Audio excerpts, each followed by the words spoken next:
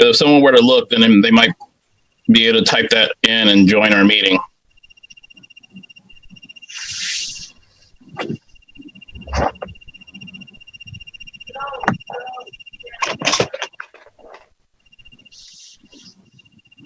I'll get the beer bottle out of the background.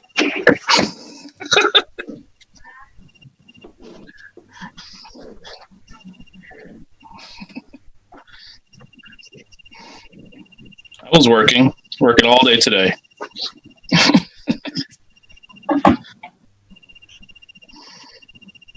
See anything else incriminating? Clippers, CDs. Okay. All right.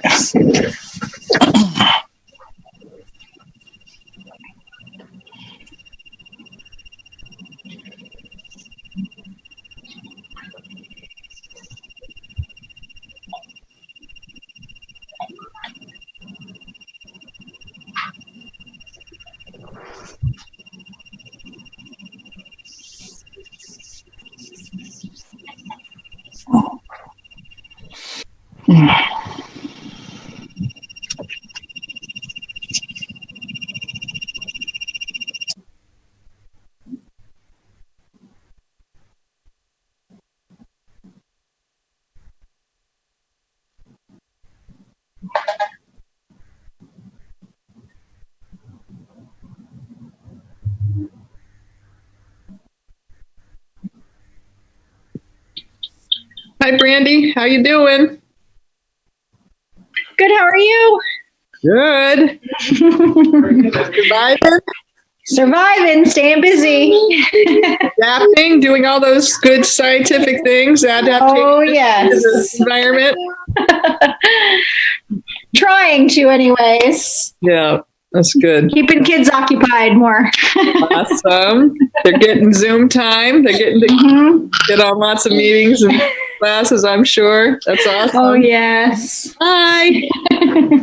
So good to see you. Hi. Go see Dad. Okay, get your head off.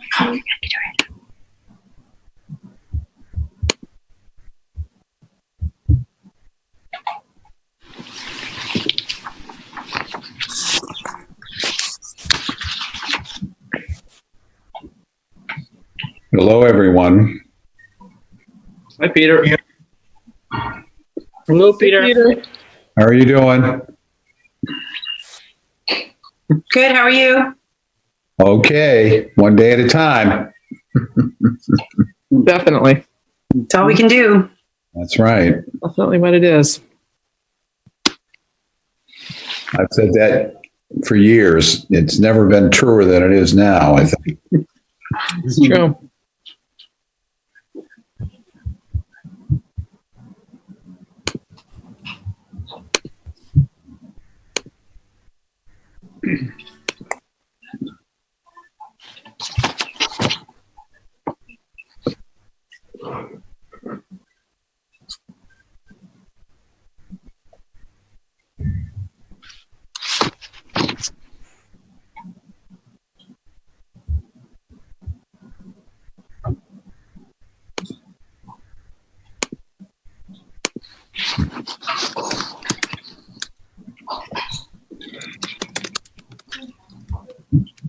Can you imagine the movies that are going to be made from all of this?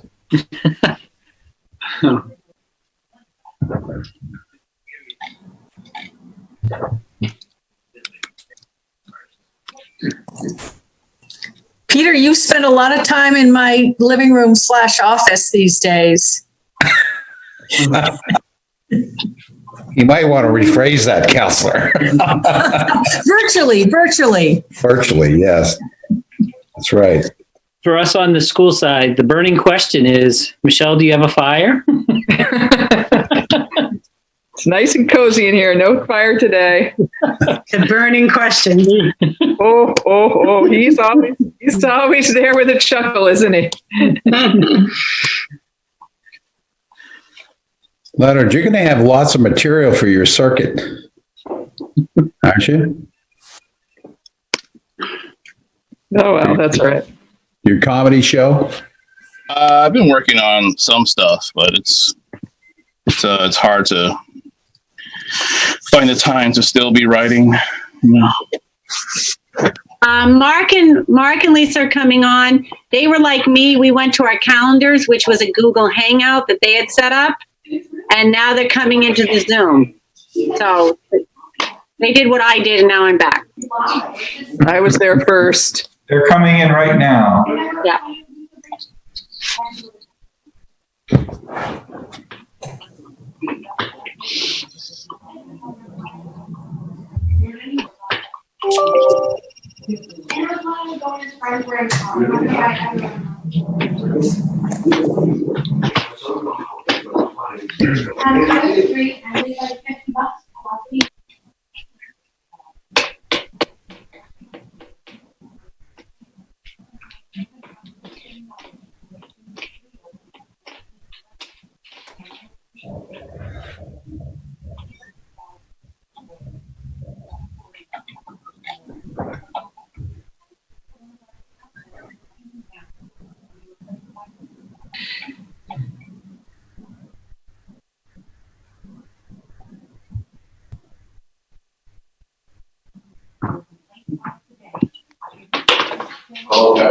Adam, Mark's looking for the email.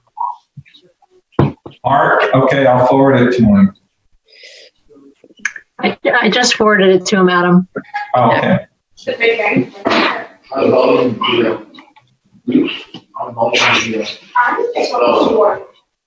My ass hurts so much. Good. What are you doing breakfast? 2 weeks straight. So different days I'm targeting different parts of your body to work. The first workout's 13 minutes of full body, like no rest. And then the second one is normally targeted at something. Like yesterday was full body, and you were full body.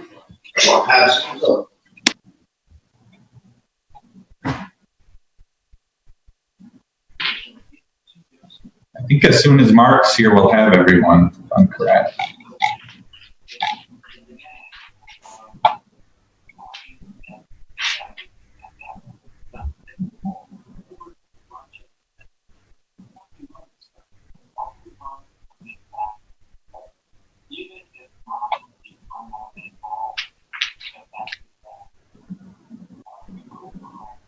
Hi, Mark.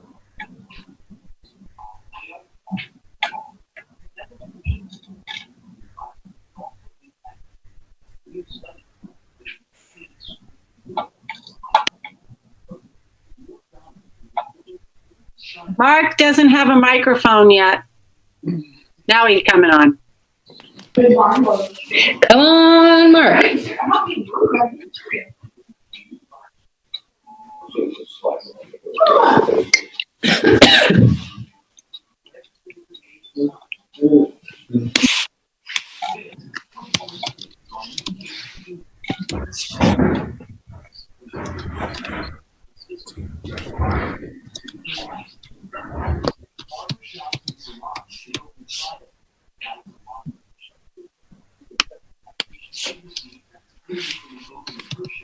Does everybody know the big news about Mark? That he's head of the Harriman Associates, and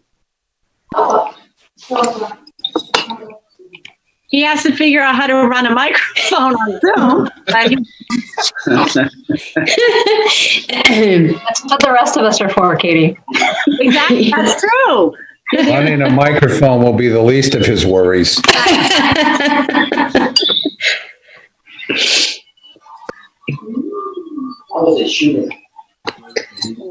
Do we almost have him? He's trying to connect. It was like, what did I say all day today? Bottom left, click on your bottom left. It says connecting to audio, but he's having trouble. Yeah, you might have to come back out and go back in. Is there a phone option that he can call into? Yes. He should try going out and coming in again, Yeah, though. go out and back. Most people that works. Except he can't hear us to hear those directions. I'm texting play-by-play to him. That's what Okay. That's what I was Go out. Come back.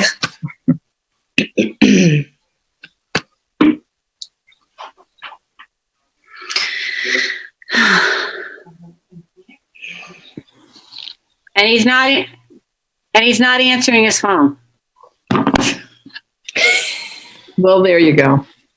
Wait, I can, hang on. Oh, He's there you connected. Yeah. Oh, he's by phone. That's why he's trying to connect by phone. Well, no, but his thing stopped. Oh, he's muted. He's muted now. Oh, no, you're right, Katie. He's coming in by phone. Yeah, you're right. Does this work? Yay!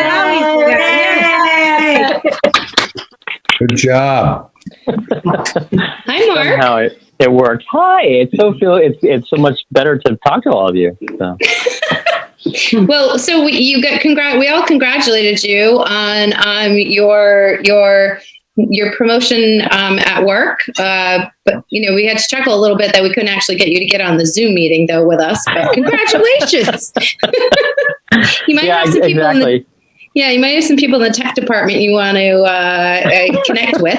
Just saying. Well, Karen, it's a one step forward, one step backwards, but not necessarily with a promotion. Right. I was just about technology. to start I was going to start texting Sandra, like, Sandra, help your husband out. Hold the phone up to his ear so that we can have a meeting here. All right. I got a new computer because the other one crashed, but with the new one, I sound like I'm underwater all the time, so the microphone's not working very well. So anyway. Oh, all right. Glad to begin here. Here we go. Well, let's start. Welcome, everyone, to the May 5th. I was going to say, what's the date today? Cinco de Mayo. May 5th, 2020 Building Committee meeting. So welcome, everyone. Hope you're doing well. All right, I'm going to start off. Mark, are you taking off? Lisa, one of us take it up from here?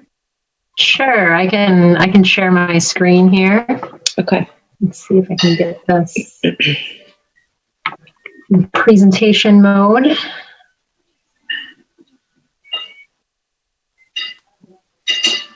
Can you see my screen? We can. Excellent. So, welcome to May. I'm not sure how that happened, but we are in May, and we are cruising along with our development of our construction documents. So the team is feverishly working to get everything documented. We've just met with the DOE again yesterday to update them on where things are at.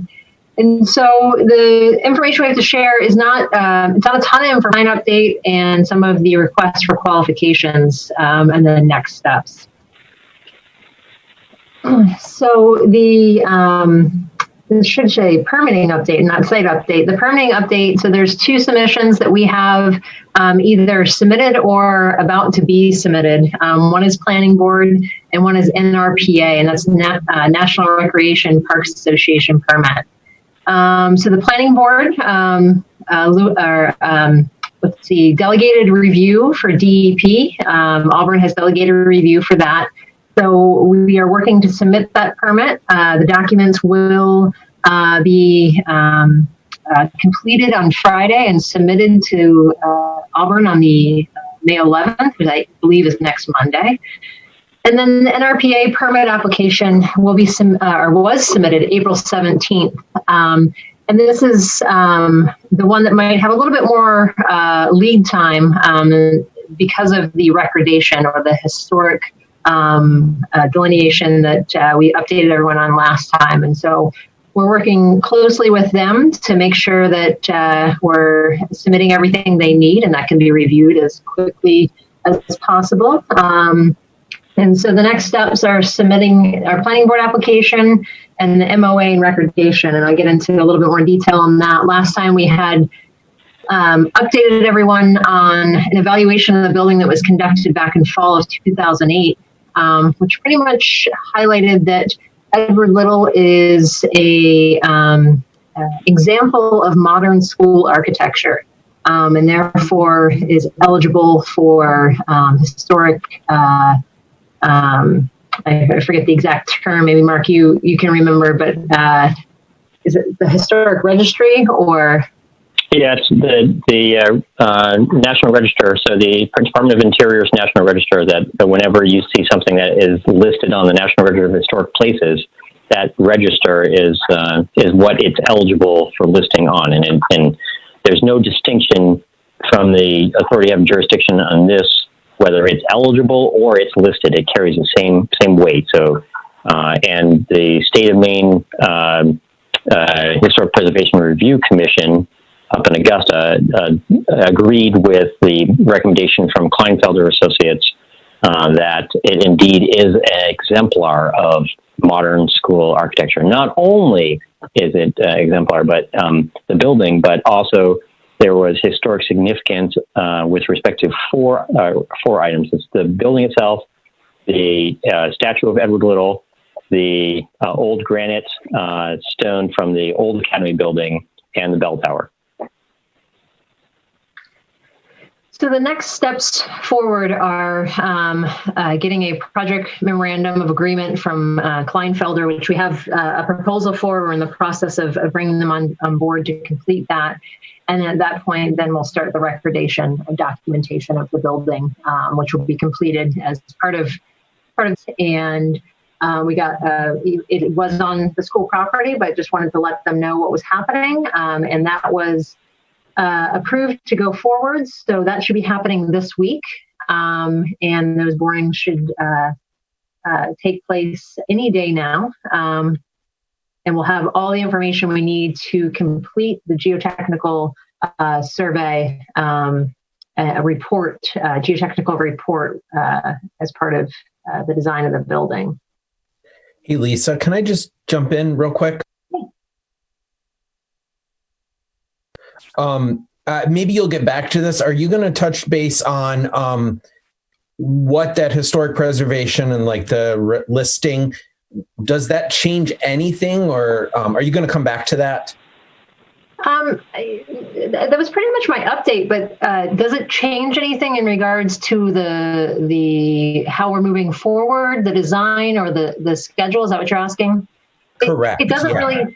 Yeah, it doesn't really change anything other than we have to put together, we essentially have to have it documented. And so we're trying to move through that as fast as possible so that we make sure there aren't any schedule, hiccups along the way. And so that process has started, and essentially it's recording it and then moving forward to have it demolished. The only Mark and Lisa and I have talked about is what's going to be the cost and how do we fund that? Because that wasn't a planned cost. Correct. That's a good point. Yeah. So you haven't gotten a cost estimate yet. Right. We don't. And in speaking with the consultant, the wonderful thing about this project is that it will be chartering some new ground in the documentation of modern school design. And the great part of that is that I'm being somewhat facetious. It's not a great part, but that it's going to require a little more research and documentation and a little more back and forth with Maine Historic Preservation, because they don't have a precedent for just exactly how much they're recording with this property. There are certain guidelines that they have to follow with respect to what they document, and that's at a federal level that the requirements come down. So, may I ask a question? Also, going back to something you just covered, in terms of the abutters, I had a conversation with Councillor McLeod last night. What have you contacted them? Because this significantly changes some of the, I don't know if you call it encroachment on some of the abutters. So, yes, I've talked to the 3 property owners that will have a retaining wall very close to their property line. Lisa, Mark want to show where that is.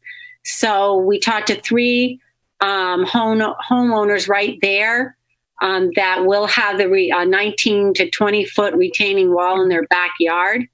And one where we had a good conversation and they understood what needed to be done. Another one knew about the project and had gone online to see the building, and one had no idea a high school was being built in right behind them. And so, but they all said, I guess there's really nothing more to say except you're telling me there's going to be a wall in my backyard. And yes, so they took it better than I thought they would, which was good news. And then Frank Crabtree has provided Billy Hunter and I went together to visit homes. One, I talked to the gentleman on the phone.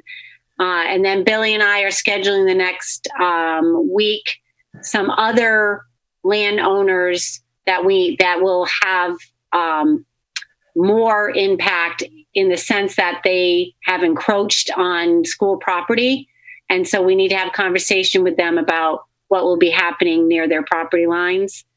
So we have a list of about, I would say, maybe 10 significant ones that not significant, but ones we want to have person to person.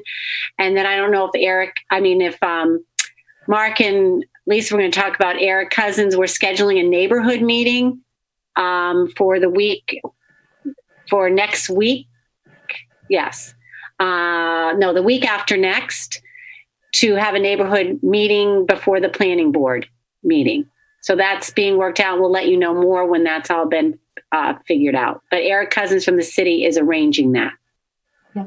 Can I ask a clarifying question? You said the retaining wall was in a butter's backyard. Just to clarify, is it actually on their property? No. I mean backyard in the sense that when they looked out their backyard, they're going to see retaining wall. One is about 20 feet off the property line, and one is, so the one you see right there is 20 feet off their property line. Yeah, when I mean backyard, it means they're used to seeing woods and Okay, so it's not like we're just doing it as a courtesy to say there's going to be some construction closer to your home than we had originally. Exactly. Yes. Okay. Yeah. But it's not like we still needed their permission or anything like that to do this work? Okay. No. All right. Thank you. I had a quick follow-up to that. If, as we look forward to at least those 3 properties and any others that are getting close to the property line, whereas that's going to be you said a 19-foot retaining wall, and so that will allow me to now look into their house from above. So can we just make sure we have some really good buffer between any of those properties, if possible? So I'm now 20 feet up, I can look down into their home at that point from the school building. Right. No. Okay. So I'll explain it. So there's a retaining wall, right? That will be for the one there, it's 20 feet. One is 30 feet. One is about 40 feet. From the retaining wall, the building is 100 feet. This is a parking area, like a turnaround area for the CTE programs at the end of the building. So they won't be able to see into the homes unless they go to the edge of the, where the pavement is and look down at them. Right. I'm just concerned that those homeowners would have that privacy issue. Well, there's no way you're going to be able to block that privacy. I mean, it's trees there anyway. The neighbors can look into each other's homes at this point. They're close. I think Tim, what we can do is we can study the sightlines a little bit, but I don't think there'll be any sightlines from any occupied space in the building to the abutter's property. The angle at which you'll be viewing will be cut off because the distance to the grade that falls away is such that you won't actually have a direct sight line even to the majority of their property. You'd have to get really, really close to the edge, and it's actually one of the least active areas of the entire site. There's no reason that anyone really is going to be back in that small corner area for the most part. But we can look at that, and it will be examined as the planning board reviews the concerns with respect to the abutters. Thank you. Mark, can I give a little example that maybe some people can relate to? Absolutely. The backside of Park Avenue School, when we built that is closer to the abutters than this building will be. For that example, though, I can see into people's homes from the back trail behind Park Ave when I walk to the fence. and looking down into their backyards and in their second story windows. That's what I'm concerned about. Absolutely. And this one's going to be a little bit farther away than that. Okay.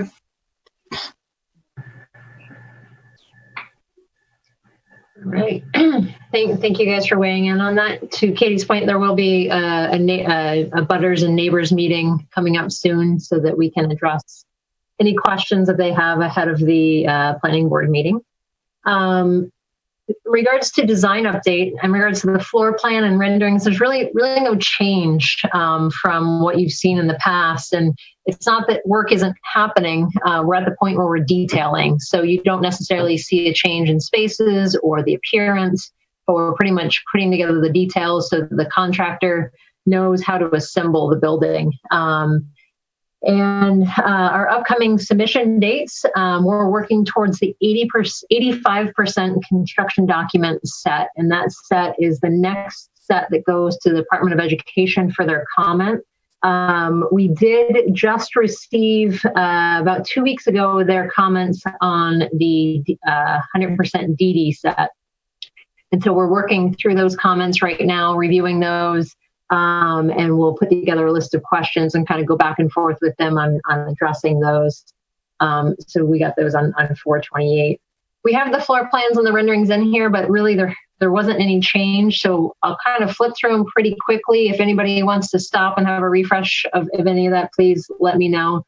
But there really hasn't been a change to those.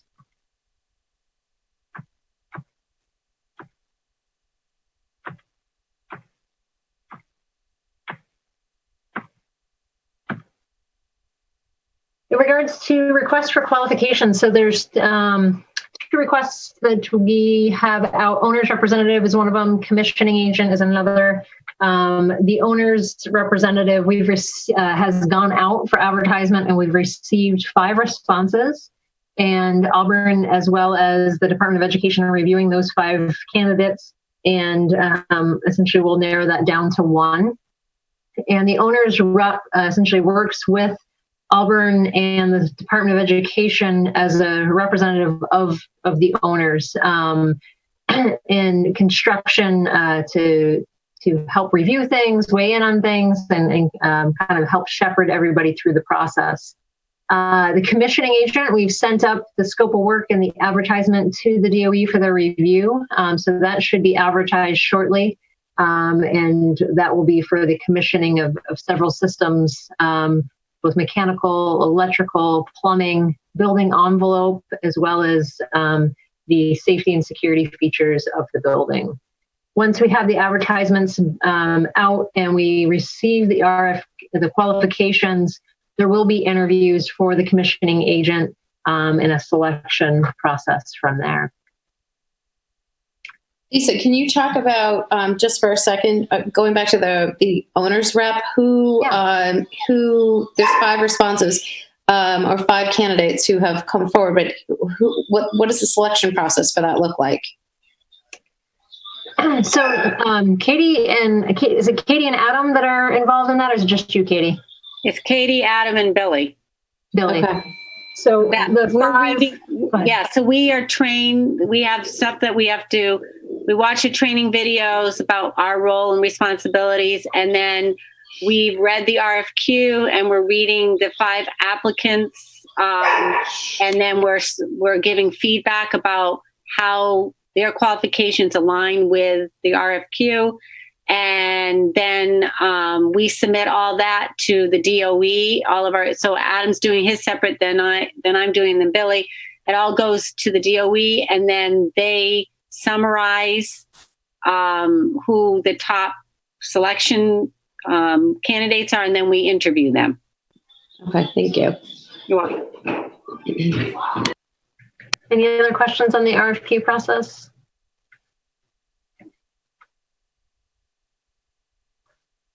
So for the schedule, just a big overview of kind of what's happening the winter and spring of this year, and into the fall. We'll be working on the construction documents and permitting.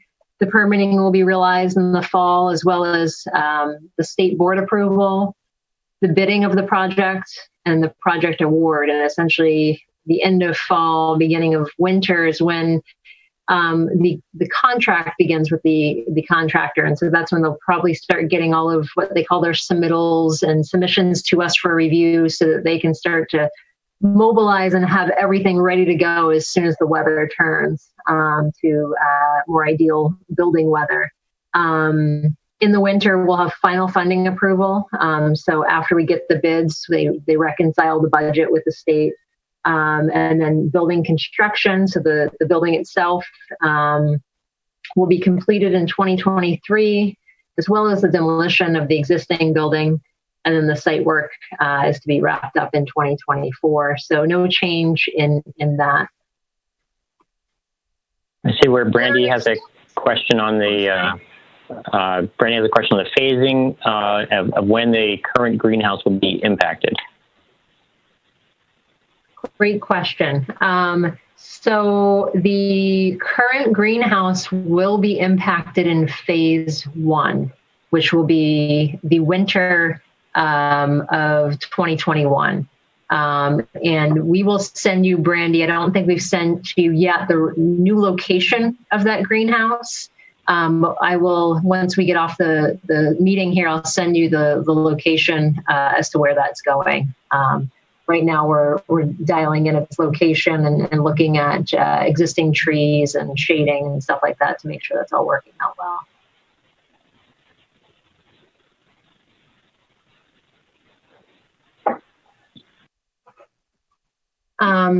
So for next steps, the proposed meeting date, and I just looked at about a month out, potentially Tuesday, June 7th, if that works for everyone. We will be meeting with the DOE again on May 28th. Hopefully we'll have our updated construction estimate by that date so that we can review that with them. And then, as we said before, the construction document submission for 85%, is Friday, June 12th. So any questions on what's been presented? And kind of entertain so the questions? building committee meeting Tuesday, June 7th. Yep. June 9th is Tuesday, and we're at the planning board on June 9th. Do I have my dates wrong? Well, we're going to planning board on June 9th. Correct? Yep, I was looking at the wrong month. Sorry, I was looking down at July. Yeah, I was going to say June 7th is a Sunday. Yeah. My calendar stacked on me. So, June 9th, yes, you are correct. We can move that to either June 2nd or June 16th if we want to stick with a Tuesday. Well, why don't we meet after the planning board? We could do that too. Yep, we could do June 9th. So June 9th is planning board. June 16th will be building committee.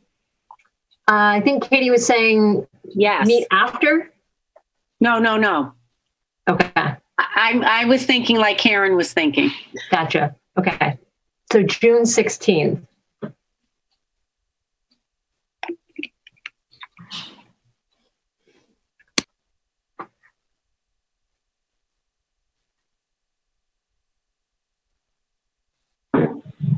I guess the one other item as we have been moving through on the permitting too, we're going back and just confirming traffic with the updated functions on the site too. So that was an item that we visited in the pre-referendum phase, but we're going back to the traffic consultant just to look at what that looks like right now. So part of the permitting process.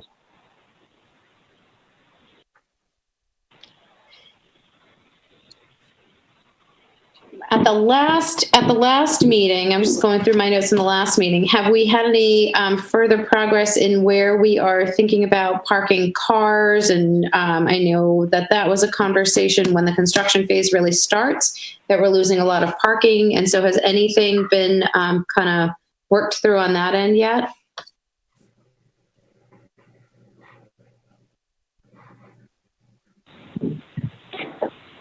Scott, Katie, I guess I think Like who wants to take that hot potato? So the answer is. I asked a loaded question, huh? Sorry. Oh no, the answer is yes. Actually, well, I shouldn't say has work been done. I know work. I'm going to assume work has been done, but any updates? I should just leave it at that. Any updates? Go on, take it, Scott. You want to go, Billy, or you want me to?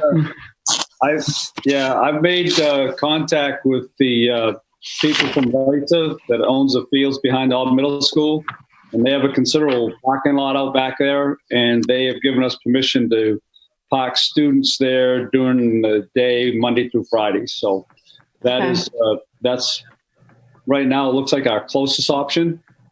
And we've also looked at the lower parking lot at Edward Little to make that available for the buses to go in and turn around and bring in the bus students.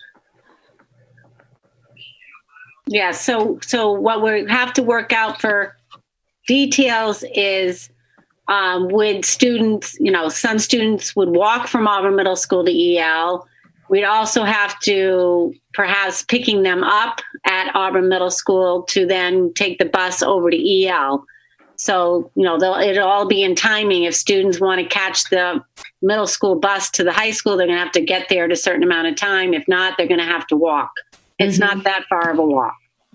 It'll be cold in the winter if they don't make the bus, but it's great that they're allowing us to use that back area. Absolutely. Yeah, absolutely.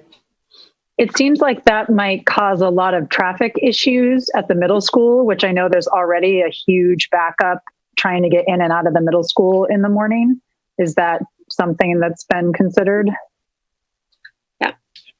Yeah, well, I mean, they've done a really good job of trying to circulate things much better. They now circle around. I don't know if you've done it in the morning, but they come around now, around the back and have the buses come. So we'd have to talk that out about how we can get the students parked. Probably have to park them earlier than when the buses arrive. So that's what the discussion's going to have to be. Yeah. Isn't there going to be construction going on at the middle school as far as rerouting the buses? Isn't that in the CIP that they're going to be changing that? So is that going to be an issue with the parking and then doing it that way? The new process? Hopefully that you going to take it, Adam? Sure, I'll start and then you can fill in without the whole Okay. But that project that we do have planned at the middle school to put in a turning loop for cars, we think will actually help facilitate bringing the high school traffic in, because it will allow us to separate the drop-off traffic from the high school traffic. So it doesn't involve buses. It's all about routing the cars in a more efficient way. So Billy and I have been talking a lot about that, but we think that's actually going to help make this an option. The good thing about the students going in there is that they're just going in to park.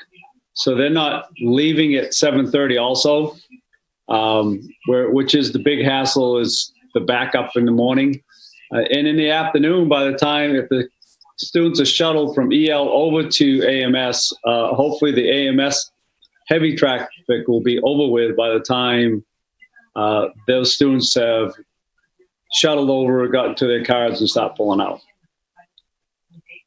But, we certainly don't want to put all our eggs in one basket. So we're still trying to find other options.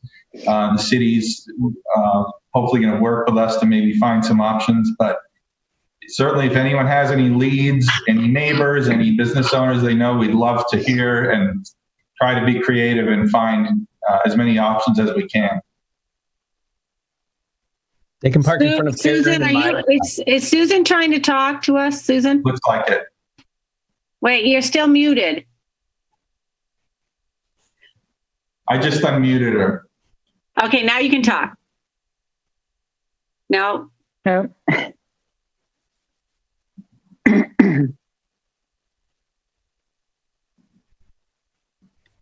Is she showing that Type she's in the comments? So your volume may be turned down on your laptop or computer.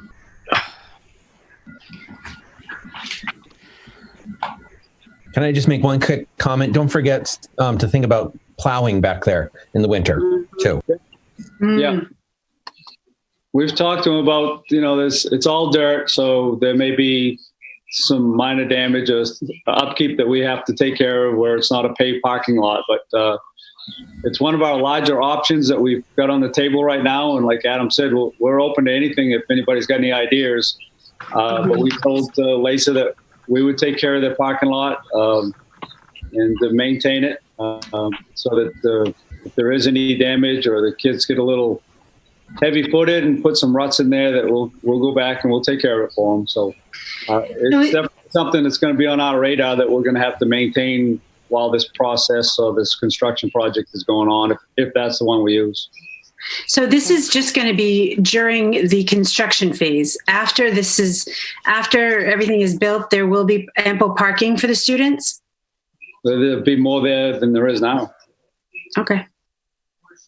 Yeah, this will probably be for 3 years that we're dealing with parking alternatives. Yeah. Sue, do you want to try again?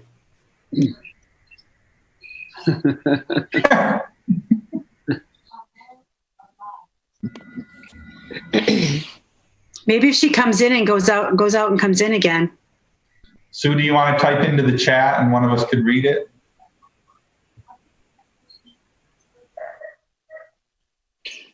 Come on, someone read her lips. I'm trying. Or maybe we don't want to. Yeah, maybe we don't want to. Where's Tom Cruise when you need him? Remember that movie? If she wants to write on a sign, she could hold it up to the screen. I've done that. Yes, Pam has done that. The school committee meetings. Yes, we have actually gotten correspondence from Pam. Oh, hold it up close. Close.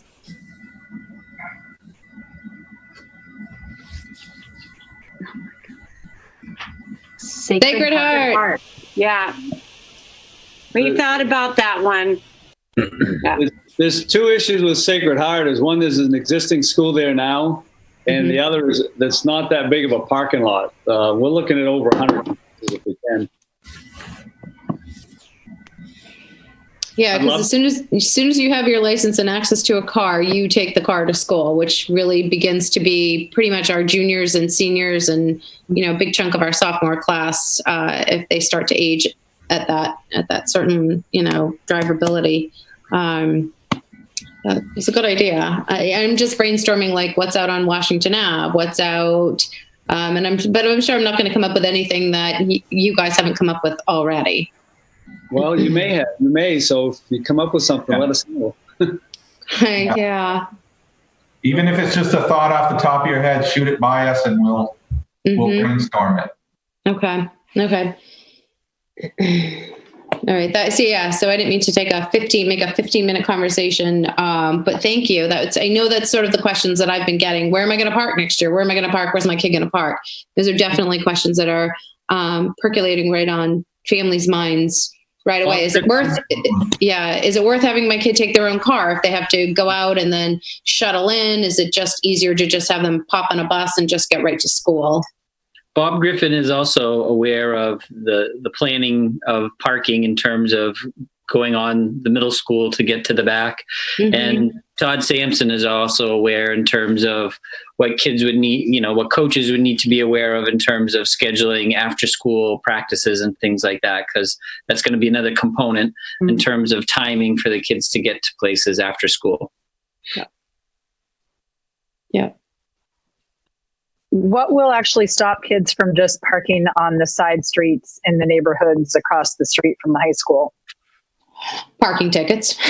I mean, because people are obviously allowed to park on those streets normally. Yep. Well, when the Harris Street is going to have a whole lot of scrutiny on it in terms of what's going to be allowed to be there because of the space that's going to be required for the buses to travel in and through there. So that would be a really bad bet on their part.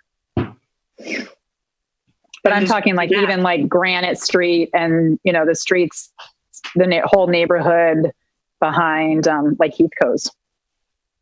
I think we're just gonna have to wait and see what happens. But because you're right, it's just like a football game, right? They load up the Walton neighborhoods. They'll probably load up the neighborhoods, and well, you know, I mean, if it's safe, then it's safe, and if it starts to cause a problem, we're gonna have to, you know, because we're not gonna hire people to police it. So we're probably going to work with the police department about, you know, they put horses out, in front of to block out different areas. Our homeowner's going to start doing that. That, you know, like that the Walton football, some people block out things that they don't want anyone on their grass. And that's just on Friday nights. You have a neighborhood full of cars every day, 5 days a week. Right. It's not going to be, I'm sure people are not going to appreciate that. Yeah. Well, hopefully they won't notice as much during the day. Yeah, hopefully we're all back at work and not stuck in our homes. Right.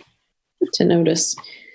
Okay. Well, we'll all be brainstorming then more and more thoughts around where to park these kids, because it's, you know, I park, then I got to catch a shuttle, and then I got to get to school. So yeah. Right. Okay. Oh, they'll find places to park that we haven't thought of yet. Oh, won't they? Oh, won't they? They're good. I mean, I almost, part of me says, well, these kids can figure it out. They'll figure out exactly where they can get their vehicles in and out of. Exactly. Okay. All right. Anything else? Any other questions or anything else, Lisa and Mark, that you wanted to make sure we covered tonight? I don't know that we didn't have any other information to cover, but happy to entertain any additional questions folks have. Or, like I said, Brandy, we'll follow up with the greenhouse location so that you have that. But if there's other information folks are looking for, just let us know. I think, is it okay? I'm sorry. I was just going to say at Monday's council meeting, just to say things are moving along as planned. If they have any questions, they can ask us or Peter, and we'll communicate them to you, because there's so many questions going on, but it seems like this is the one thing that is consistent and stable.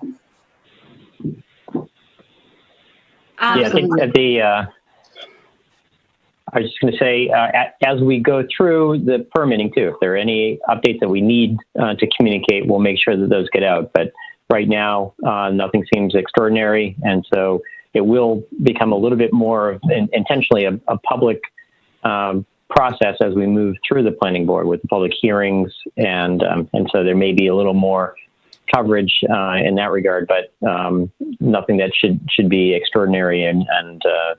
But if something comes up, we'll definitely send word out. Okay, great. And even the schedules for these meetings, just because some of the counselors are scheduled for a lot of meetings, to make sure that we can reiterate when it might be important for them to participate. Thank you. Absolutely. Yeah. I'll put together the meeting minutes right after this and make sure that we note those dates in there. Okay. Tim, did you have a question? Yes, thank you. I wanted to echo what Councilor Lasagna was saying about the public comment period. So if we can have those as soon as possible to help, publish them and get them out there, so our constituents can get to the meetings and get their ideas and feedback in. The other question I had, just high level, is any of what's going on now affecting construction rates, the cost, or the chance that the state might not have money to fund this, or we will be over budget yet?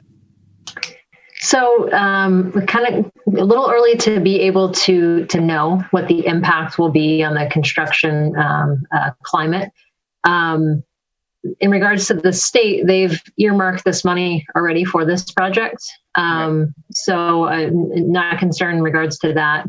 You already bonded the money through the community. So I think the budget's pretty well set. In regards to the construction market, I think time's going to tell us.